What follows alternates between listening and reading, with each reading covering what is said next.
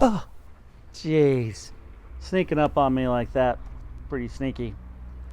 Guys, I'm just out here enjoying a little peace and quiet and a little nap out here by the pond. Just thinking about, dreaming about the summer. I'm so excited for summer and I can't wait. I'm ready for the fun that comes with the summer and being able to read outside, being able to go outdoors and read and write and just enjoy my time off. I hope you are too. But you're here for one of our favorite pastimes, which is reading. And we're finishing the Twits today. Can you believe we've made it to the end of the Twits? I'm shocked. It's been a good book. I wish it was longer, but we're going to finish it today. And maybe you'll find a book of his that you want to read as well. Let's get started. The Twits are turned upside down. "What's this?" gasped Mr. Twit as they entered the living room. "What's happened?" screamed Miss Twit. They stood in the middle of the room, looking up at all the furniture, the big table, the chairs, the sofa, the lamps, the little side tables, the cabinet with bottles of beer in it, the ornaments, the electric fire, the carpet. Everything was stuck upside down to the ceiling. The paintings were upside down on the walls, and the floor they were standing on was absolutely bare. What more? It had been painted white to look like the ceiling. "Look!" screamed Miss Twit. "That's the floor! Floor's up there! This is the ceiling! We're standing on the ceiling!" "We're upside down!" gasped Mr. Twit. "We must be upside down! We are standing on the ceiling looking down at the floor!"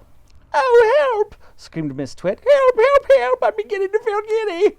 "So am I! So am I!" cried Mr. Twit. "I don't like this one bit." "We're upside down and all the blood's going to my head!" screamed Miss Twit.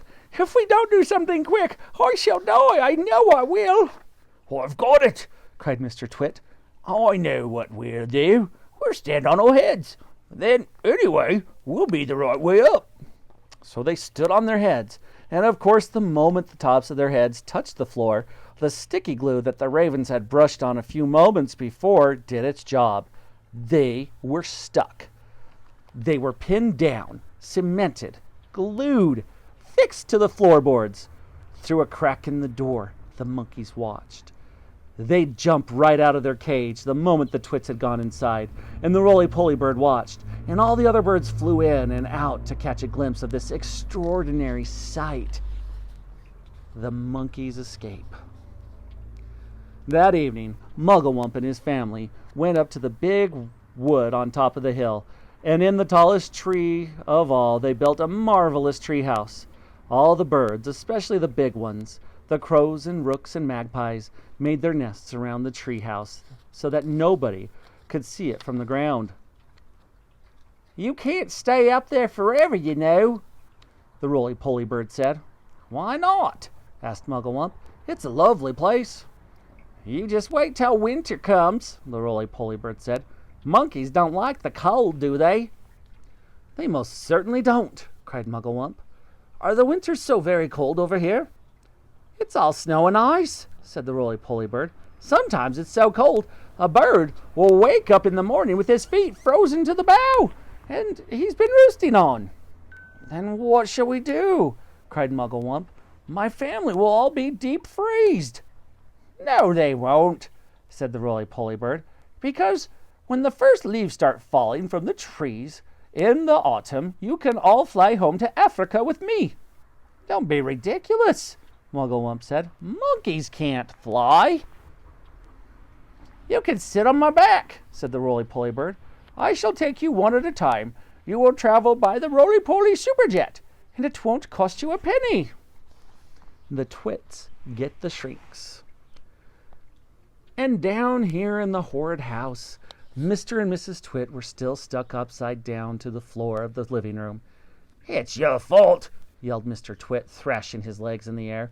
"You're the one, you ugly old cow, who went hopping around shouting, 'We're upside down, we're upside down.'" "And you're the one who said to stand on our heads, so we'd be right way up, you whisky old warthog," screamed Miss Twit. "Now we'll never get free. We're stuck here forever." "You may be stuck here forever," said Mr. Twit, "but not me. I'm going to get away." Mr. Twit wiggled and squirmed, and he squiggled and wormed, and he twisted and turned, and he choggled and churned, but the sticky glue held him to the floor just as tightly as it had once held the poor birds in the big dead tree. He was still upside down as ever, standing on his head, but heads are not made to be stood upon. If you stand on your head for a very long time, a horrid thing happens. And this was where Mr. Twit got his biggest shock of all. With so much weight on it from up above, his head began to get squashed into his body. Quite soon it had disappeared completely, sunk out of sight in the fatty folds of his flabby neck. "I'm shrinking," burbled Mr. Twit. "So am I," cried Miss Twit. "Help me, save me, call the doctor," yelled Mr. Twit. "I'm getting the dreaded shrinks." And so he was. Mr. Twit was getting the dreaded shrinks too. And this time, it wasn't a fake. It was the real thing. Their heads shrank into their necks. Then their necks began shrinking into their bodies. And their bodies began shrinking into their legs. And their legs began shrinking into their feet. And 1 week later, on a nice sunny afternoon, a man called Fred came around to read the gas meter. When nobody answered the door, Fred peeped into the house. And there he saw on the floor of the living room 2 bundles of old clothes, 2 pairs of shoes, and a walking stick. There was nothing more left in this world of Mr. and Mrs. Twit. And everyone, including Fred, shouted, "Hooray!" All right, my friends, that is the end of our story. Now, if you enjoyed this story, which I sure hope you did because I love this story, you might want to check out possibly James and the Giant Peach. You might want to check out any of his books that are out there. Let's see if it had some of those. We've got James and the Giant Peach. We've got the BFG. I was thinking they had them listed here, but it doesn't look like it. They don't. So, anyways, if you've got a chance this summer, make sure you pick up a book. Roald Dahl has a lot of good books that you would thoroughly enjoy if you enjoyed this one. There's David Walliams' books. There's more books to Bunnicula. Lots out there for you to read. Now remember, answer those last questions with complete sentences. You're going to do a book review poster and have a great rest of your day. Have a great day, guys. Now I'm going back to my nap.